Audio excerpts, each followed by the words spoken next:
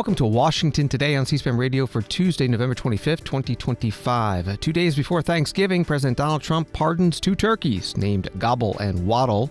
Jokes that former President Joe Biden's turkey pardons are invalid due to his use of the autopen, and says food prices are coming down.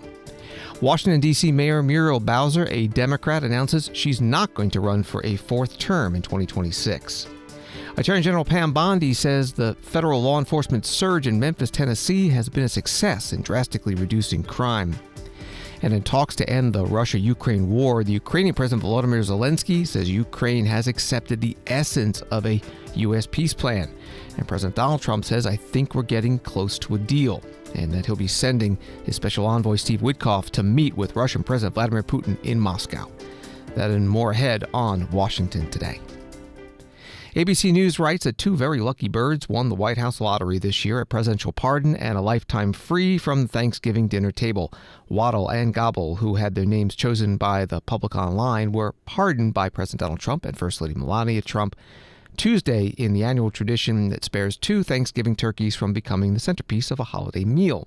The two birds stayed at the luxurious Willard Intercontinental Hotel in D.C. ahead of their Rose Garden ceremony.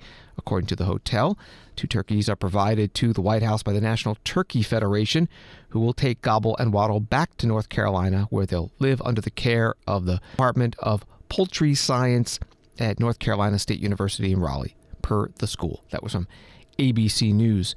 Before the pardon ceremony with President Trump, reporters got a close look at Waddle in the White House briefing room and heard from Leslie Odin, National Turkey Federation President and CEO.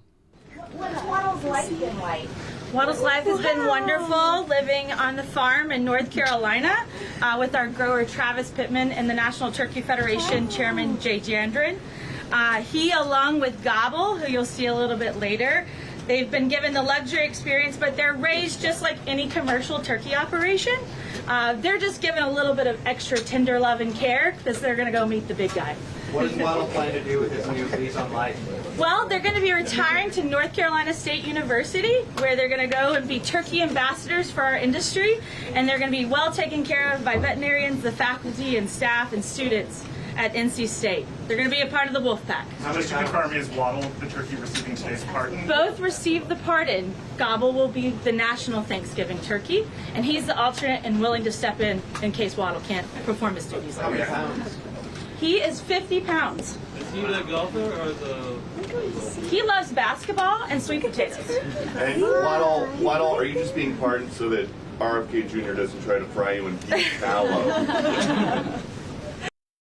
In the White House briefing room, where the press secretary Caroline Leavitt normally speaks to reporters, and she was there today, joined by Leslie Odin, National Turkey Federation President and CEO, and one of the turkeys being pardoned today, Waddle. First Lady Melania Trump's X account posted last week, "Help us choose the names of this year's presidential turkeys. Vote for your favorite name pair from the options below, courtesy of North Carolina 4-H and FFA students." And Gobble and Waddle beat out Sugar and Spice, Pumpkin and Pie, and Acorn and Squash.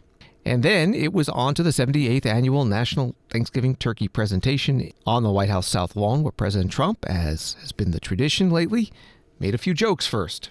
I want to make an important announcement because you remember last year, after a thorough and very rigorous investigation by Pam Bondi and all of the people at Department of Justice, the FBI, the CIA, the White House Counsel's Office, and the Department of Everything. We have a Department of Everything. You know what that is? I think that's called the White House. Into a terrible situation caused by a man named Sleepy Joe Biden. He used an autopen last year for the turkey's pardon. So I have the official duty to determine, and I have determined, that last year's turkey pardons are totally invalid,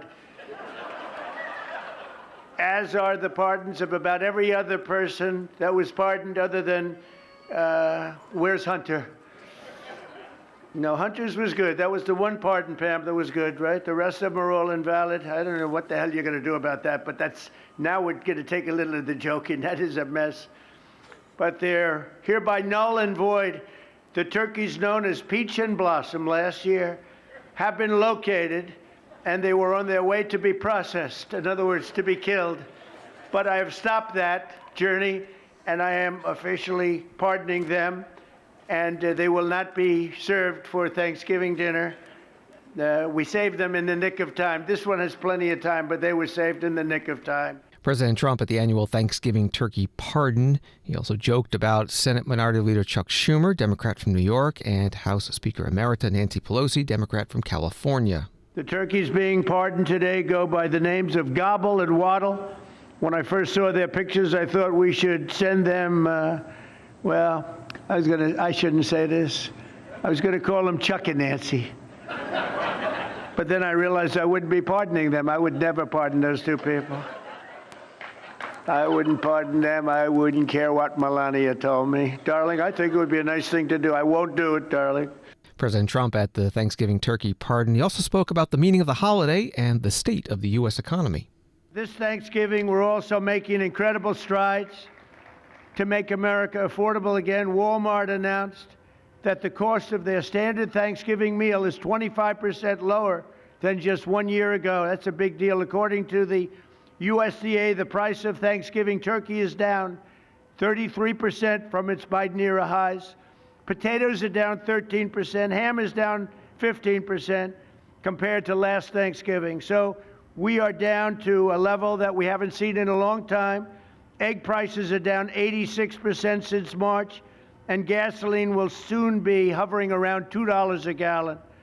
Under our leadership, we passed the largest tax cuts in history, the largest spending cuts in history, the largest regulation cuts in history, and we have fully secured our southern border. I've also ended 8 wars in 9 months, and we're working on that final war. It's not easy, but I don't know. I think we're going to get there. 25,000 soldiers, Ukraine, Russia. In the last month, 25,000 soldiers have died. So I think we're getting very close to a deal. We'll find out. I thought that one would have been gone quicker. We did 8. I thought that would have been an easier one, but I think we're making progress. In less than 1 year, we've accomplished more than most other administrations have accomplished in 8 years. And this is a very special Thanksgiving. We thank God for his many blessings and the great success that this country has seen in the short period of time. We draw strength from the love of family and friends, and we express our undying gratitude for the men and the women of the United States Armed Forces. We love them. We pray that peace and prosperity will continue to bless our land, and together we'll really just keep this great drive going to make America great again. MAGA, I think it's the greatest expression in the history of politics. Make America great again. So once again, Melania, thank you for doing such a great job and being such a great First Lady. And now let's go and give Gobble Waddle. Waddle, by the way, is missing in action, but that's okay. We'll pretend Waddle is here. The gift that they've been waiting for. And I'll move over and I will just say very nicely, Gobble your pardon. Come on, let's say it in front of Gobble. Thank you very much, everybody. President Trump on the White House South Lawn. He has been making that Walmart comparison a lot the last couple of weeks. The company's annual Thanksgiving meal basket says that it costs about 25% less from 2024 to 2025. A Snopes.com fact check notes that this year's basket has 22 items compared to 29 from last year. After the president's speech, it was time for the actual pardon. Are you ready? Gobble, I just want to tell you this, very important. You are hereby unconditionally pardoned. Praise the Lord. Praise the Lord. On the White House South Lawn. More on the U.S. economy. Associated Press writing U.S. consumers were much less confident in the economy in November in the aftermath of the government shutdown, weak hiring, and stubborn inflation. The Conference Board said Tuesday that its consumer confidence index dropped to 88.7 in November from an upwardly revised October reading of 95.5, the lowest reading since April, when President Donald Trump announced sweeping tariffs that caused the stock market to plunge. That was from Associated Press. U.S. House Minority Leader Hakeem Jeffries, Democrat from New York, visited the St. John's Bread and Life Food Bank in New York City on Monday, ahead of Thanksgiving. These are very challenging times that we confront, and we know that people are struggling with the high cost of living in our community, in our city, and across the country. And no one in America, the wealthiest country in the history of the world, should ever go hungry. No one. But we know, unfortunately, that the reality is very different. And that we've got some forces within the government who, instead of addressing the fact that there are millions of people in our country who are food insecure, are making things worse. Earlier this year, there were a group of people who passed what we refer to as the One Big Ugly Bill. And in it, not only did they rip away Medicaid from 14 million people, triggering a wave of hospitals, nursing homes, and community-based health centers closing, setting that painful reality in motion. In the same toxic piece of legislation, they enacted the largest cut to SNAP in American history, ripping $186 billion in nutritional assistance from hungry children, seniors, families, and veterans. It was a shameful thing, and we're working hard, and we'll continue to do everything possible until we get those toxic SNAP cuts reversed. Until we get those reversed.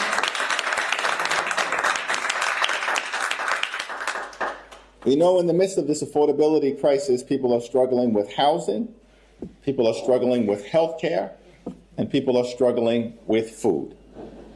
And having to make decisions about whether to put food on the table, pay the rent, get access to the medicine that they need to live a dignified life. That's unacceptable in this great country.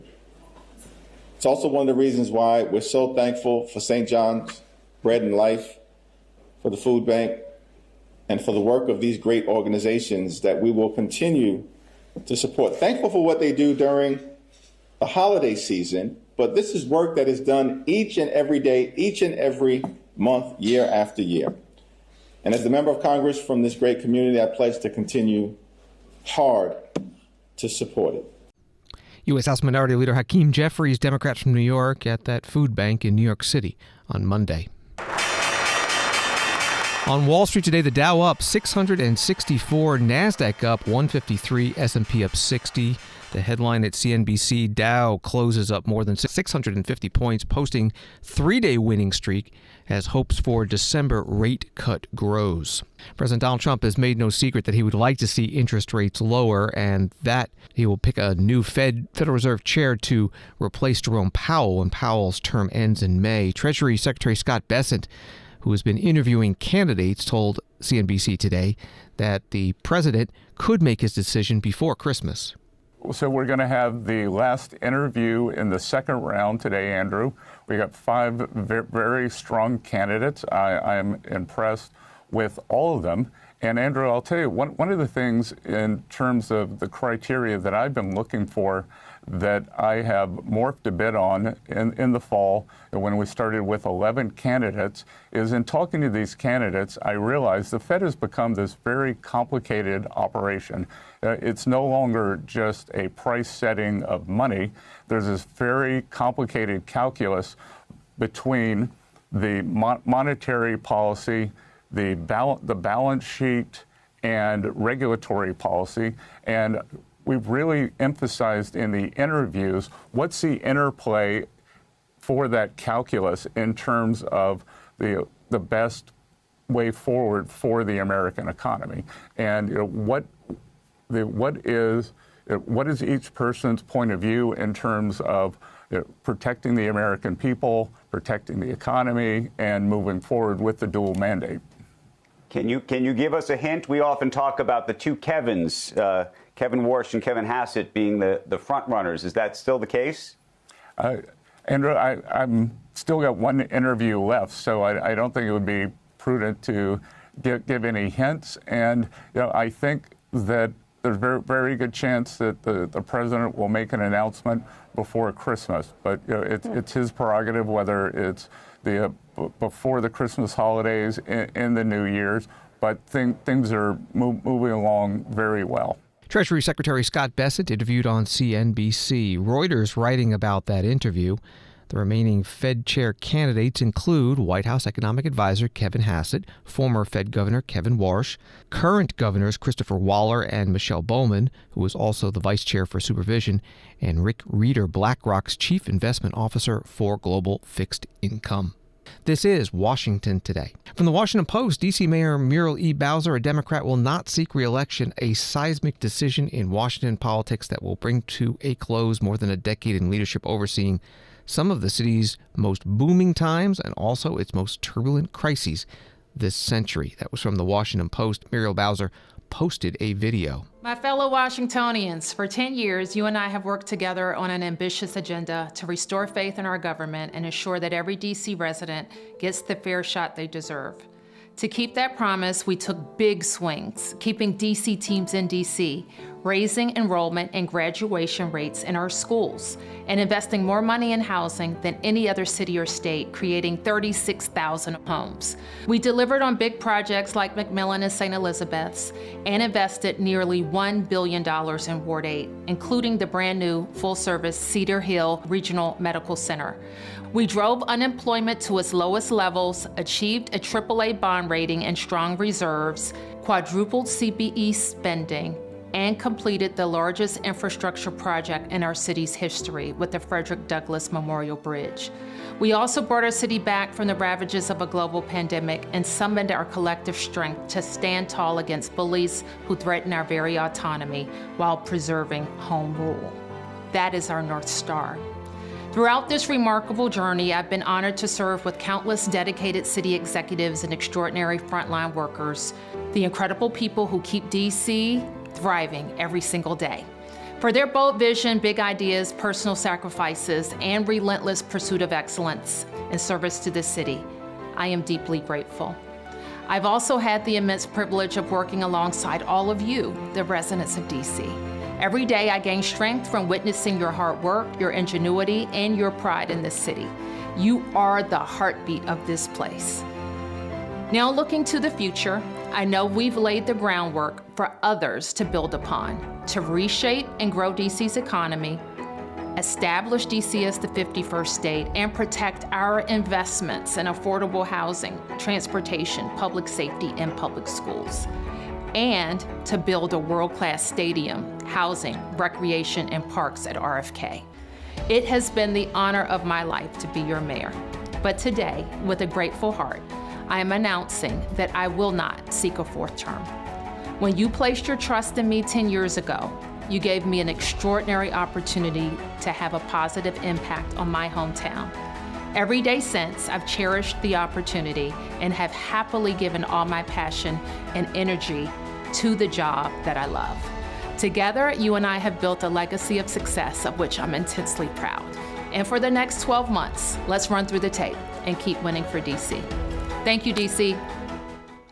Washington, D.C. Mayor Muriel Bowser, a Democrat, posting that video today announcing she will not be seeking a fourth four-year term as mayor in 2026.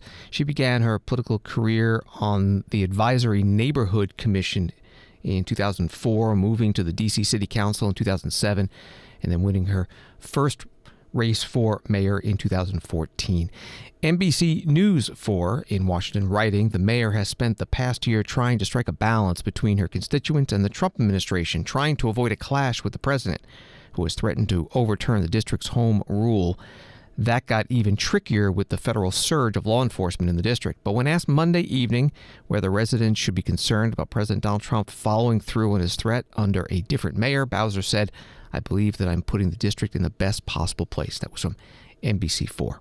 From Associated Press, a task force ordered by President Donald Trump to combat crime in Memphis, Tennessee, has made thousands of arrests, compounding strains on the busy local court system and an already overcrowded jail in ways that concerned officials say will last months or even years as cases play out. The task force, which includes National Guard troops, is supported by Republican Governor Bill Lee and others who hope the surge reduces crime in a city that has grappled with violent crime, including nearly 300 homicides last year and nearly 400 in 2023. That was from Associated Press. U.S. Attorney General Pam Bondi held a news conference in Memphis Monday night on the results of the federal surge. Thanks, Attorney General Bondi. Could you be a little more specific on what your message to Democratic governors and Democratic mayors is based on the success that you've seen in cities like Memphis that we have here? And are you optimistic that any of them are watching right now to learn the lessons from the successes of the Memphis task force to try and bring this to their cities ahead of Thanksgiving, ahead of the holiday season? Sure. We want to help all governors. We want to help all mayors who need President Trump's help. Look what we've done in D.C. Look what Donald Trump's leadership has done right here in Memphis. You don't have to be of the same political party. Clearly, this is about keeping Americans safe. If you want to talk to anyone, go out and talk to the residents of Memphis who have been very vocal about what has been done by the leadership of all the people behind me and sitting in this audience to make their great city safe again. We want to help anyone, regardless of political party.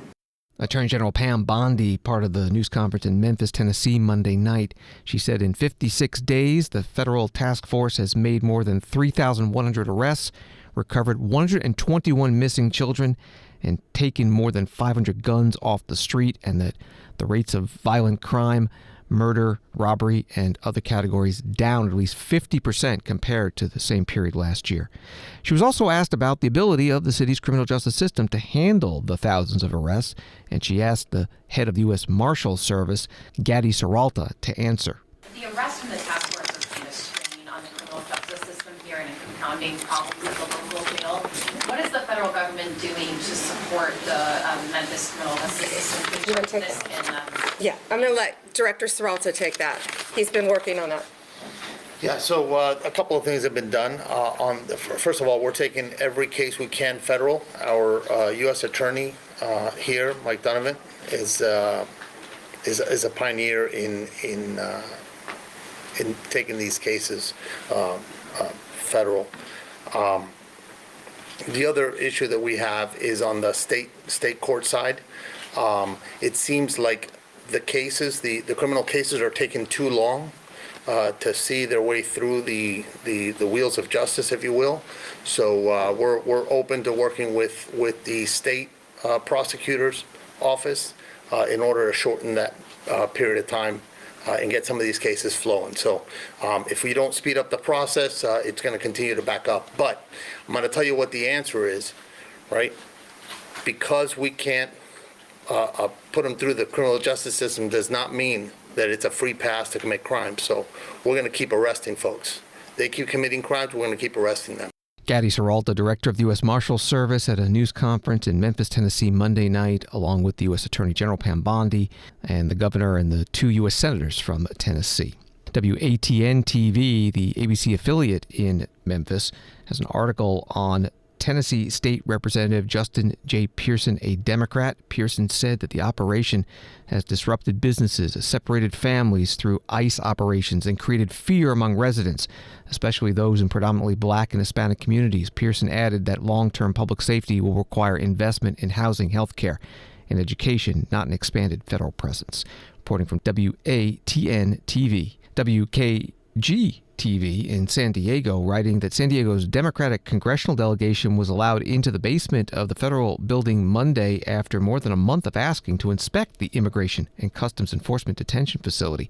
The tour came after reports last month of ICE holding people in overcrowded, subpar conditions in the basement facility. The Congress members spent about an hour inside the facility and said conditions appeared clean during their visit. Lawmakers say they only saw 3 people detained and described seeing 8 holding cells of varying sizes. The members of Congress held a news conference outside the building Monday after their tour. This is Congressman Mike Levin, a Democrat from California. As I was seeing the facility here, on the way out, I turned to one of the officials and I said, just be honest with me. If this is what you had to show us, why didn't you show us this 2 weeks ago? 3 weeks ago? And it's clear to me that one of 2 things is true, and I don't know which it is. Either they were really getting bad counsel in D.C., the folks at ICE, ERO, that said to keep us away, even though we're duly elected members of Congress for this community, even though the Constitution and our oversight responsibilities require them to let us in, whether we come announced or unannounced. So they put up the bogus, I say bogus because it's just flatly wrong that there should be a notice requirement at all. And then, of course, they used the shutdown as an excuse to not let us in the second time, even though they were all working. And the contractors down there were working as well. So there was no reason for them not to allow us in the first or the second time, unless, number one, they were making bad decisions in Washington, which could be, or number two, they had a lot more people down there than they had today. They only had 3 people down there this morning, one of which they let us speak with. And they told us that in the course of the last year, now granted, we're going to have to ask for the receipts. We're going to have to have formal written requests for all this information, that the most people they had down there this year was 68 people. The capacity is 112. That's what they claim. I'm just telling you what they told us. We have 122. I did it again. 122. And again, we are going to require in writing for them to show their work. They also told us that the average that a person is held down there is 6.25 hours. And they also said that the most that anybody had been there was 18 hours. All this seems to be wrong to me. And then they said I think they said there was only one person that had been down there longer than 72 hours. So they told us all these things, but again, we want it in writing because it flies in the face of everything that you all have been telling us in the media and in the activist community for the past year. Something doesn't add up. Something doesn't add up. Congressman Mike Levin, Democrat from California, at a news conference on Monday outside the federal building in San Diego, whose basement is being used as an Immigration and Customs Enforcement detention facility. The congressman joined by 3 other Democratic members of Congress whose districts are in that area. BorderReport.com writes that 10 months after President Trump took office, immigration courts remain backlogged, immigration judges are being fired, and migrants aren't showing up to court for fear of being arrested. The administration has pushed through Congress record spending for immigration, but most of it is going to enforcement operations and detention. Little is being spent on the courts or free legal services. And the remaining immigration judges are now faced with such large caseloads that an individual who petitioned for political asylum during the Biden era is waiting up to 4 years to get a hearing. So says a new policy brief unveiled on Monday by the Washington, D.C.-based Migration Policy Institute. That was from BorderReport.com. Washington Today continues in a moment. Friday on C-SPAN's Ceasefire. At a time when finding common ground matters most in Washington, host Dasha Burns sits down with Cornell West, Union Theological Seminary professor, and Robert George, Princeton University professor, for a civil dialogue on rising political polarization in the U.S. and top issues facing the country. Bridging the divide in American politics. Watch Ceasefire Friday at 7 p.m. and 10 p.m. Eastern and Pacific, only on C-SPAN. And if you miss an episode, you can always get Ceasefire as a podcast at cspan.org or wherever you find your podcasts.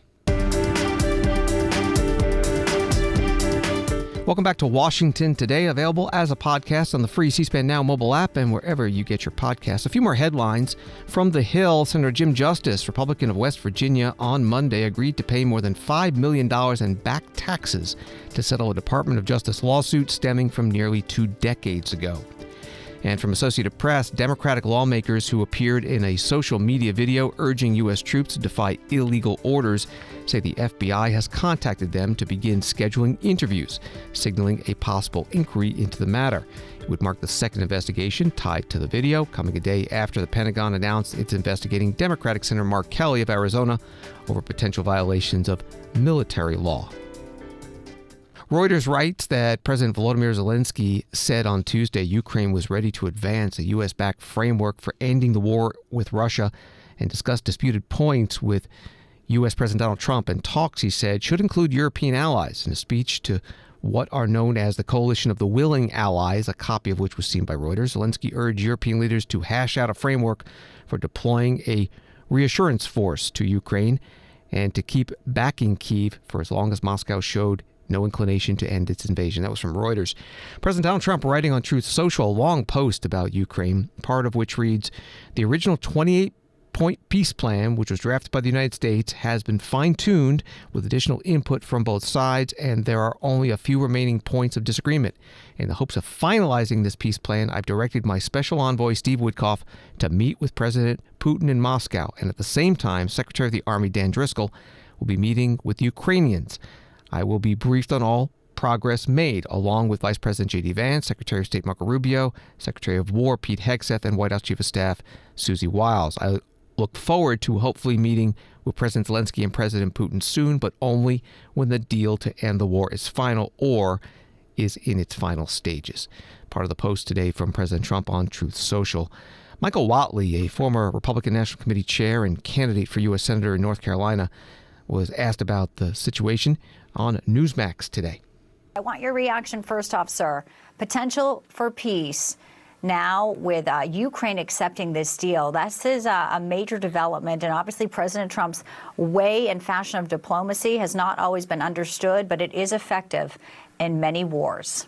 One of President Trump's legacies is definitely going to be that he is a peacemaker. And when you talk about 8 different wars that he's already brought people to the table and been able to solve, all of those are significant. If he is able to actually get Russia and Ukraine to the table and get this resolved, that will be very, very significant. And the fact is, the president has been very serious about this, throughout the entire campaign last year and throughout his entire second term here, about making sure that he is going to get everybody to the table and bring peace to the world.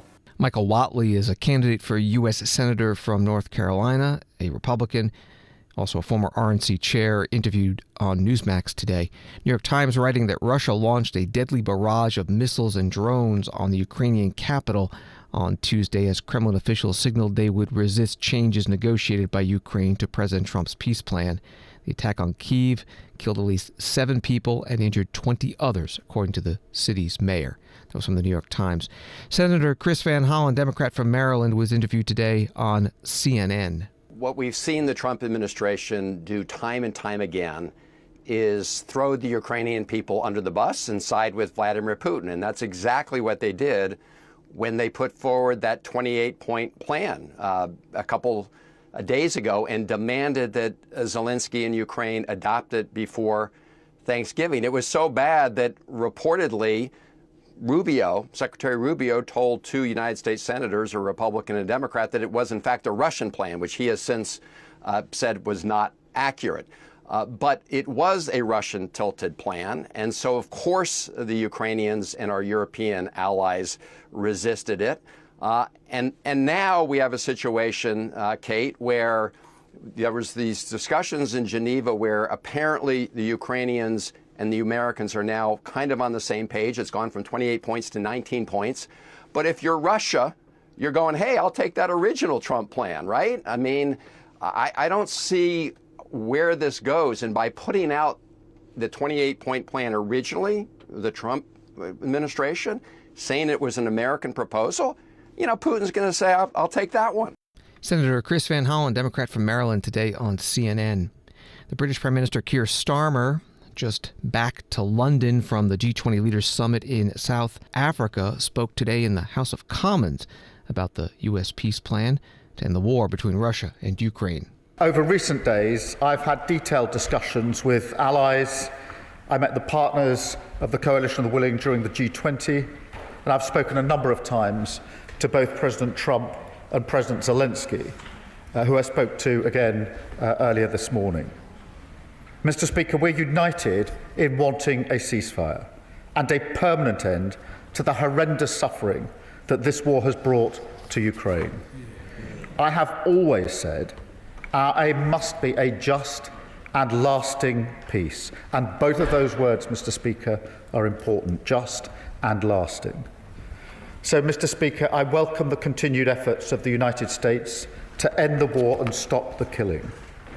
The initial draft of the 28-point plan included points that were not acceptable, but also some very important elements that will be essential for a just and lasting peace. For example, it sets out steps on security guarantees from the US and partners. This is very significant and the discussions in Geneva took important steps forward, with progress between the US and Ukraine on an updated peace framework. I can reassure the House that work is ongoing to refine this plan. Mr. Speaker, we're clear about the fundamental principles here, that Ukraine's sovereignty must be maintained, that Ukraine should be able to defend herself in future, and that matters about Ukraine and its future must be determined by Ukraine. We are clear their voice must always be at the heart of the process, and elements relating to Europe and NATO will need the consent of Europe and NATO members. So there's still a long way to go and a tough road ahead, but we're more committed than ever to this cause and to pushing forward on this process. And that's why, Mr. Speaker, later this afternoon, President Macron, Chancellor Merz and I will convene the Coalition of the Willing, which now has 36 members, to discuss how we can advance the peace process and to discuss how we can continue to keep Ukraine in the fight right now. Because, Mr. Speaker, Ukraine continues to hold the line. They continue to mount a fearless defence of their country. And they deserve not just our respect, but our help and our support. The British Prime Minister Keir Starmer, head of the Labour Party, speaking to the House of Commons in London today. Ukrainian President Volodymyr Zelensky posting a video on X. He speaks in Ukrainian with English subtitles, and they read, "We worked with the Ukrainian negotiating team today on the text of a document prepared with the United States in Geneva. The principles in this document can be developed into deeper agreements. It's our shared interest that security is real. I count on continued active cooperation with the American side and President Trump. Much depends on the United States because it's America's strength that Russia takes most seriously. I thank everyone who stands with Ukraine." The statement from the Ukrainian President Volodymyr Zelensky. This is Washington Today, and some news in Washington involving Congress. Roll Call writes that Catherine Spindor, the chief administrative officer for the House since 2021, will step down from her post at the end of this year. Spindor's resignation was read during a pro forma session on Tuesday. She'll be replaced on an interim basis by the deputy chief administrative officer, Ann Binstead. The CAO is a nonpartisan House office tasked with providing day-to-day technical, administrative, and operational support to member offices. That reporting from Roll Call. Here's the House reading clerk, Tylese Ali, reading the resignation letter. The chair lays before the House a communication. The Honorable, the Speaker, House of Representatives, sir. I am writing to inform you of my retirement effective December 31st, 2025. Over the last 14 years, I have had the honor of serving the House, working in the Chief Administrative Officer organization, in the last 5 years as a Chief Administrative Officer. It has been a great pleasure to serve this institution and lead an organization that is dedicated to serving the members. Signed sincerely, Catherine L. Spindor, Chief Administrative Officer. The House reading clerk during today's House pro forma session reading that letter. C-SPAN spoke to Catherine Spindor at the start of the current congressional session about how she and her office prepare members and their staffs for the opening day. They all have to have a district office and they all have to have phones and network and everything. So no, it's just the only thing that is really dramatically different is how many members are we bringing in each transition. We have had more than the number that we have currently, new members. And if there is a flip in the House where we change from one majority to the other, that's excessive amount of extra work because the committees change and leadership changes, and so we have to do a whole lot more in those situations, but we're prepared for it regardless. Every election we're prepared for whatever might happen. How do you handle that extra work, extra surge of activity? We work long hours. It's the only thing I can tell you.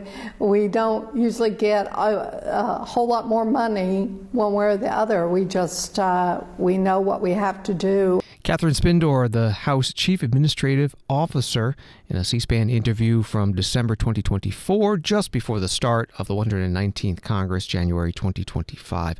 She announced today she's leaving her position at the end of the year. She was appointed in 2021 by then House Speaker Nancy Pelosi, Democrat of California. And Catherine Spindor is the first woman CAO and ninth since the office was created in 1995.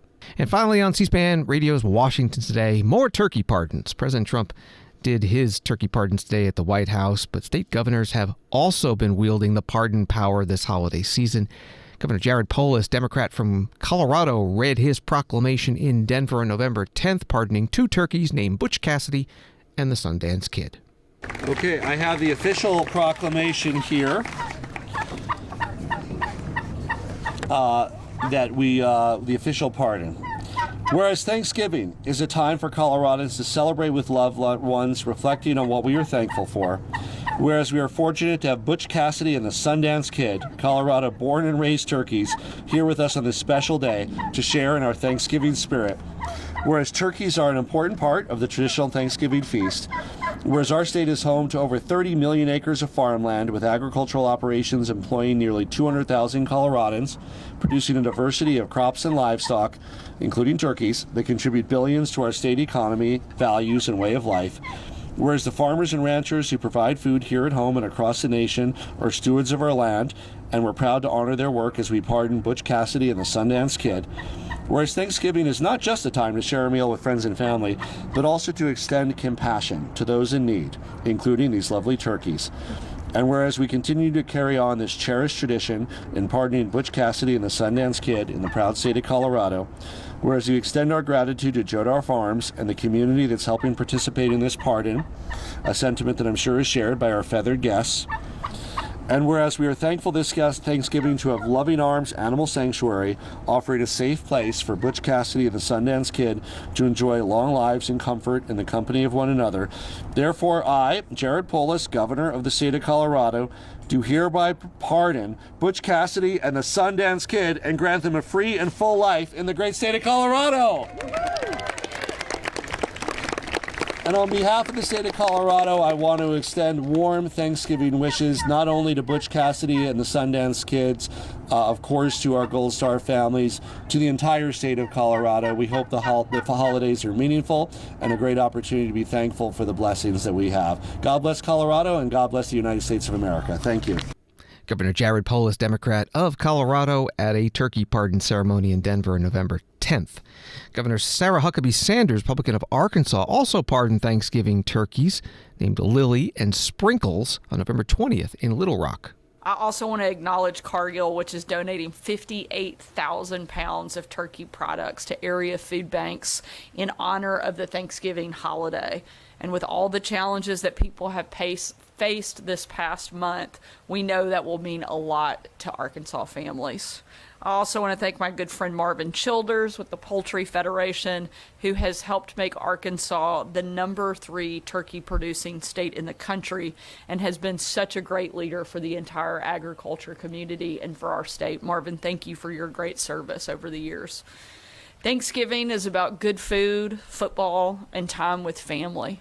But most importantly, it's recognizing the incredible blessings that we have been given and having the opportunity to say thank you for them. This donation reminds us that not everyone can afford to have a big traditional Thanksgiving meal, but we can all look for ways to help out one another during their time of need. And so this year, I hope that as you leave here, you will find ways to show kindness to those in need and gratitude for all that each of us have. Arkansas Governor Sarah Huckabee Sanders, a Republican, at a Thanksgiving turkey pardon in Little Rock, Arkansas, November 20th. Thanks for listening to Washington Today. Sign up for C-SPAN's evening newsletter Word for Word and get the stories making headlines in Washington sent to your inbox every day. Subscribe at cspan.org/connect. Have a good night.